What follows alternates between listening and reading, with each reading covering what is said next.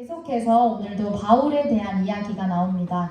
지난주는 벨릭스가 바울을 재판하는 내용이 나왔습니다. 이번 주는 이제 벨릭스에서 베스도라고 하는 총독으로 바뀌게 되고 베스도의 재판의 이야기가 나옵니다.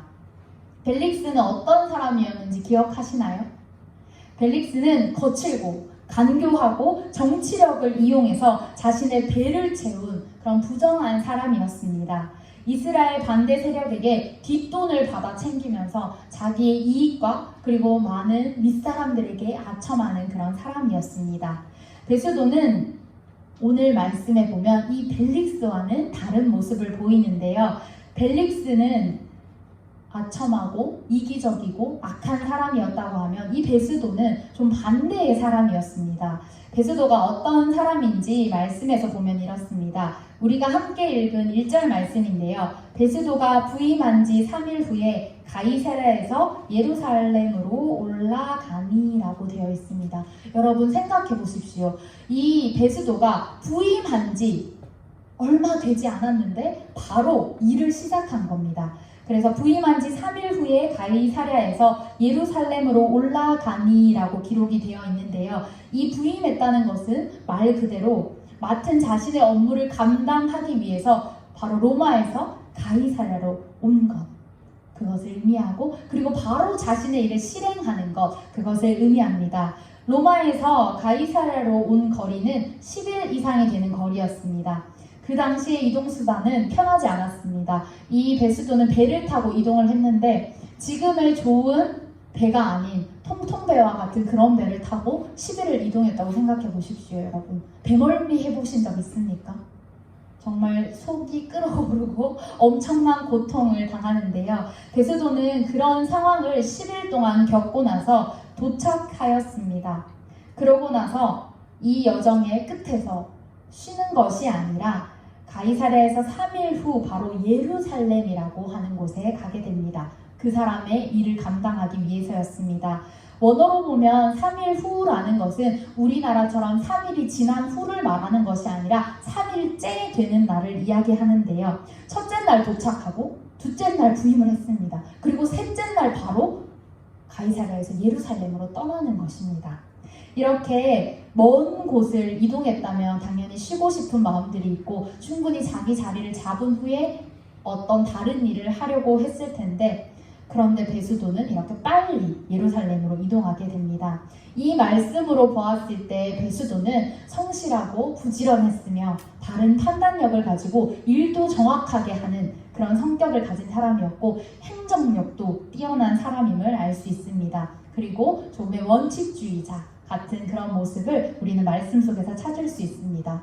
이제 여러분 벨릭스 총독에서 베스도라고 하는 인물의 시대가 열렸습니다. 시대가 완전히 바뀌었고 다른 세상이 되었습니다.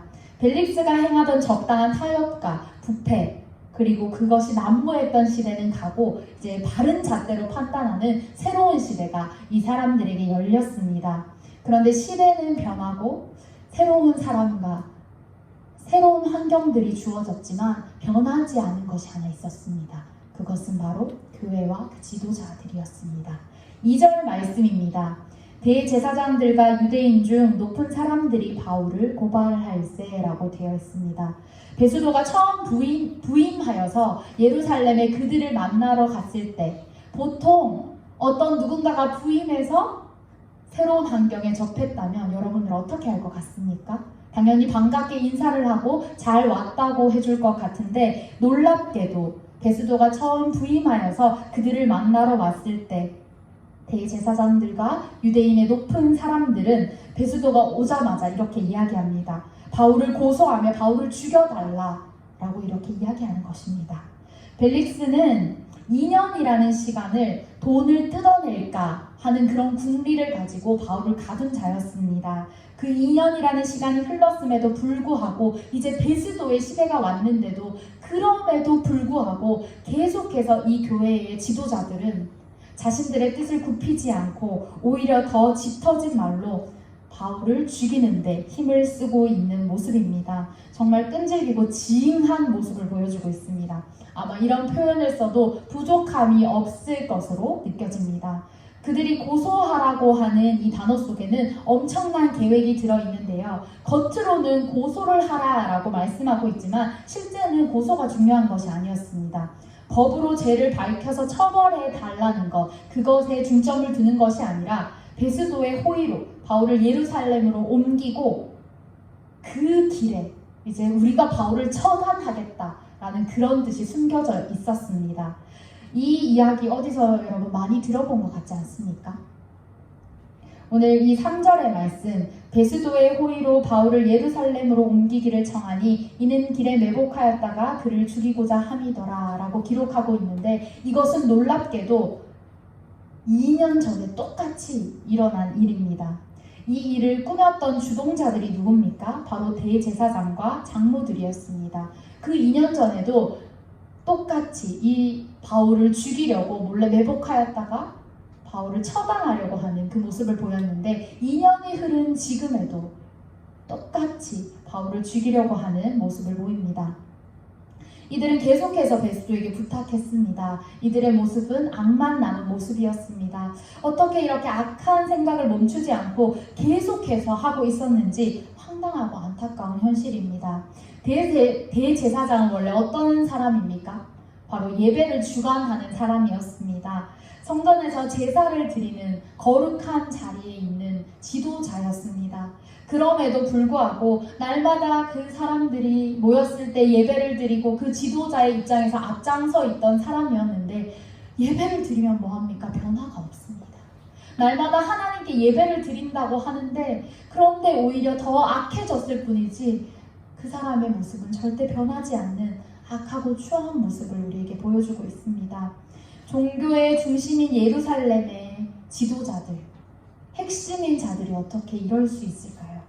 그런데 우리가 이 모습을 보면서 비판만 하고 안타까워할 것이 아니라 오늘 우리의 모습을 돌아보았으면 좋겠습니다. 세상은 달라지고 있고 여전히 답답한 모습들은 있지만 계속해서 청렴한 모습으로 또 새로운 시대를 열어가려고 깨끗한 모습으로 바뀌려고 노력하고 있는 이 시대를 우리는 살아갑니다. 그런데 오늘 우리의 모습은 어떤지 한번 돌아보았으면 좋겠습니다. 예수 그리스도를 믿는다고 하지만 욕심과 아집에 빠져서 살아가고 있지는 않은지, 내 생각과 내 이익과 하나님의 영광보다 더 중요한 것이 바로 나 중심으로 돌아가고 있지는 않은지 한번 우리의 삶을 돌아보기를 원합니다. 오늘 내 모습이 제사장들과 종교 지도자들의 모습과 같지는 않은지 돌아봅시다. 하나님의 영광, 예배의 기름 부으심, 성령의 임재하심, 이것이 중요한 것이 아니라 어느 순간 그냥 내 생각과 내 마음대로 살아가는 것, 그것이 더 중요하고 내 삶이 소중했기에 하나님의 영광을 저버렸던 적은 없습니까? 오늘 이 모습들을 우리가 돌아보면서 마치 내 모습이 욕심으로 가득 채워져 있다면 그 모습들을 내려놓고 이제 우리를 변화시키실 살아계신 주 앞에 나와서 모든 것을 비워내고 새로운 삶을, 나의 삶이 주님 앞에 새로워지기를 간절히 소망하며 기대하는 마음으로 나아가는 여러분들이 되시기를 소망합니다. 오늘 3절 말씀을 함께 읽어보도록 하겠습니다. 베스도의 호의로 바울을 예루살렘으로 옮기기를 청하니 이는 길에 매복하였다가 그를 죽이고자 함이더라. 네, 이 말씀에서 계속 우리가 주목해야 할 단어가 있는데요. 그것은 바로 호의라는 단어입니다. 말씀에는 베스도의 호의라고 나오는데 그 호의는 헬라어로 카리스를 뜻합니다. 여러분 카리스 들어보셨나요? 이 단어는 정말 유명한 단어인데요. 바로 카리스는 은혜라고 하는 뜻을 가지고 있습니다. 하나님께서 주시는 카리스, 그것은 인간이 기대할 수 없고 인간이 어떻게 할 수 없었을 때 하나님께서 주시는 것을 의미합니다. 그래서 우리가 인간이 베푸는 것, 그 이상을 뛰어넘어서 하나님께서 우리에게 주시는 은혜, 그것이 바로 카리스입니다. 그런데 조금 다르게 오늘 말씀에는 베스도의 호의라는 단어가 나옵니다. 사람으로부터 나오는 이 카리스, 사람으로부터 나오는 것은 하나님의 은혜와는 다른 것입니다. 바로 이것이 사람으로 나타나면 거짓된 호의, 과장된 호의가 됩니다. 대제사장들과 종교 지도자들이 하나님께 호의를 구하는 것이 아니라 오늘 말씀해 보니 사람에게 호의를 구하고 있습니다. 그들이 생각해보니 베스도가 처음 오면 우리와의 관계를 잘 하고 싶을 테고 분명히 이 베스도는 우리의 이 부탁을 들어줄 것이다 라는 생각을 하면서 베스도에게 호의를 구하고 있습니다. 너무나도 인간적인 모습, 대제사장, 종교 지도자들이 행하지 말아야 할 모습들을 오늘 이 말씀에서 보여주고 있는 것입니다. 그들은 단단히 착각하고 있습니다. 하나님을 믿는 사람들의 삶은 하나님께 은혜를 구했을 때 모든 일이 하나님 뜻대로 이루어지는 것이 당연한 것인데, 이들은 사람에게 호의를 구하고 그 사람이 자신의 부탁을 들어준다면 이것이 하나님의 은혜라고 착각하면서 그냥 이것이 하나님의 은혜라고 덮어 씌우면서 나아가려고 하는 모습을 보입니다. 하나님께 은혜를 구했을 때 사람이 어떻게 할 수 없는 은혜가 베풀어지는 것입니다. 그런데 사람에게 은혜를 구한다면 그것은 사람의 어리석음, 그것이 결과로 남게 됩니다. 오늘 이 사람들과는 다른 결정을 한 사람이 있었는데요. 그것이 바로 바울입니다. 바울은 벨릭스에게 호의를 구했으면 충분히 살 수 있었고 그에게 돈을 주었다면 어쩌면 풀려날 수 있었을 것입니다. 그러나 사람에게 호의를 구하지 않고 바울은 하나님에게 그 호의를 구합니다. 하나님의 은혜, 하나님의 카리스를 구하며 억울하게 그는 끝까지 그곳에 갇혀 있었습니다. 그러나 하나님께 은혜를 구했기 때문에 바울은 새로운 총독이었던 베스도에게도 하나님의 말씀을 전할 수 있는 기회가 생겼고 로마에까지 가서 가이사 앞에서 복음을 전할 수 있는 기회도 획득하는 복음 전도자의 역할을 할 수 있게 됩니다. 이것이 바로 하나님의 카리스입니다.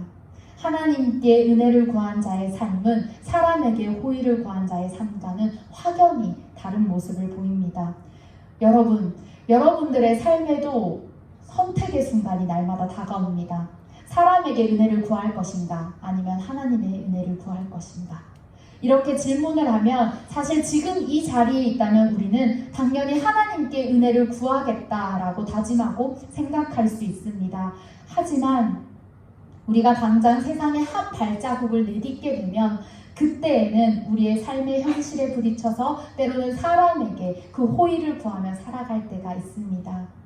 오늘날 우리의 문제는 무엇입니까? 보이는 세상에 호의를 구하고 청탁하려고 세상에 도움을 구하며 살아가는 것이 우리의 현실이 아닌가 한번 돌아보게 됩니다. 우리가 이렇게 살아가게 되는 이유는 바로 당장 내 눈앞에 보이는 것이 하나님보다는 세상이기 때문에 이런 선택을 하게 됩니다. 그래서 보이는 것을 보이지 않는 하나님은 의지하지 않는 그런 모습들이 우리의 삶의 선택의 순간순간 가운데 찾아오게 됩니다. 보이지 않는 하나님의 은혜를 잊어버리고 알면서도 모른 척하며 살아가고 하나님의 지혜를 구하지 않고 하나님의 방법을 구하지 않고 살아가게 되는 우리의 현실. 여러분, 시간이 지나면 성숙해진다라는 말이 있는데 오늘 그 말은 틀린 것 같습니다. 왜냐하면 오늘 말씀을 보면 대제사장들의 모습이 시간이 지났는데 성숙하여진 모습이 아니라 오히려 더 악해진 모습을 보였기 때문입니다. 왜 이렇게 악해졌을까요? 그것은 바로 하나님의 은혜를 구하지 않고 사람에게 호의를 구하며 자신의 뜻대로 그 삶을 설계하며 살아갔기 때문입니다. 오늘 여러분들 이 사람들과 같은 삶을 반복하며 사시겠습니까?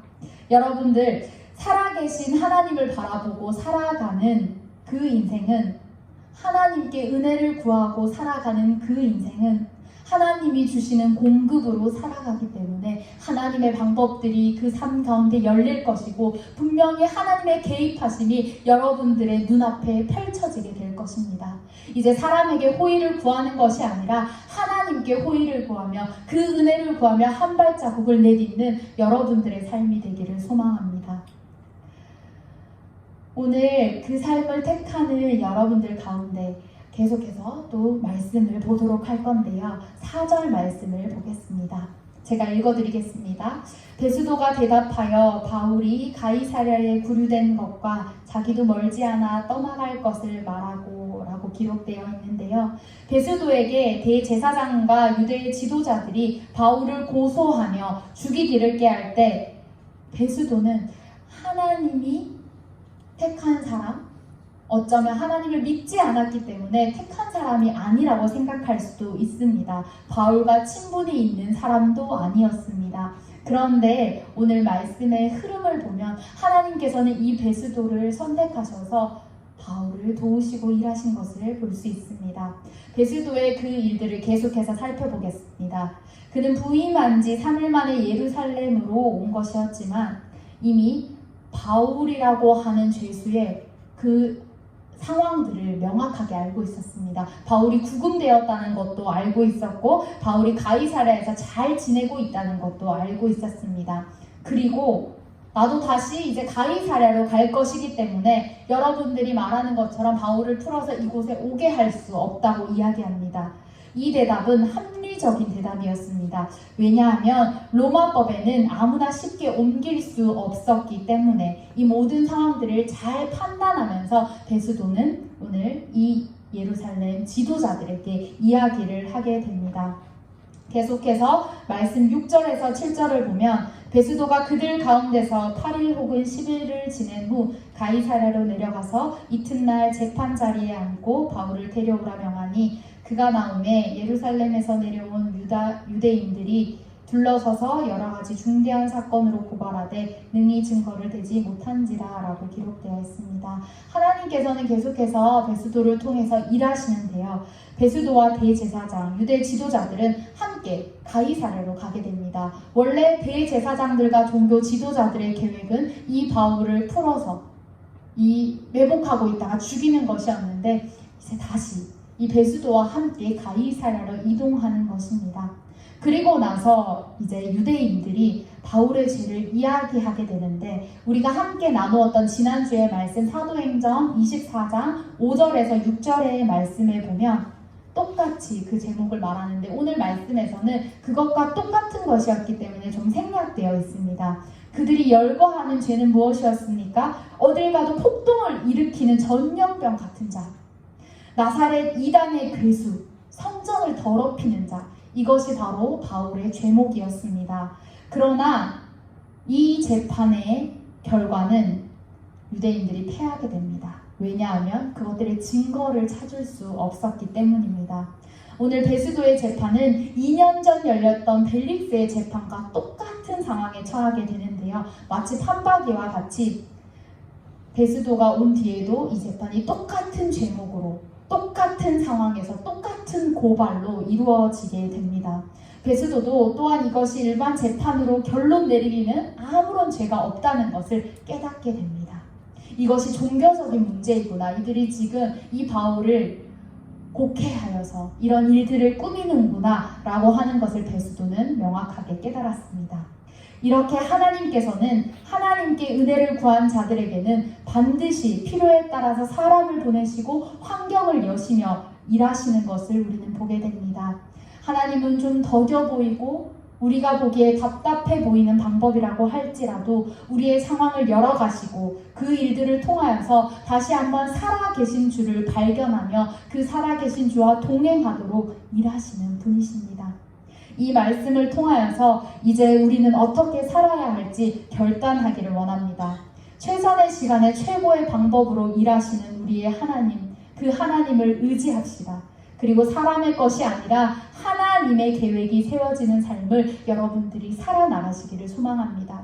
비록 지금 내 눈에는 보이지 않는 하나님이라고 할지라도 이미 우리의 삶에 깊이 들어와 계시고 개입하고 계시며 여러분들을 만지고 계시고 여러분들의 갈 길을 밝히 보이시는 그 하나님, 살아계신 주를 우리의 삶에 초청합시다.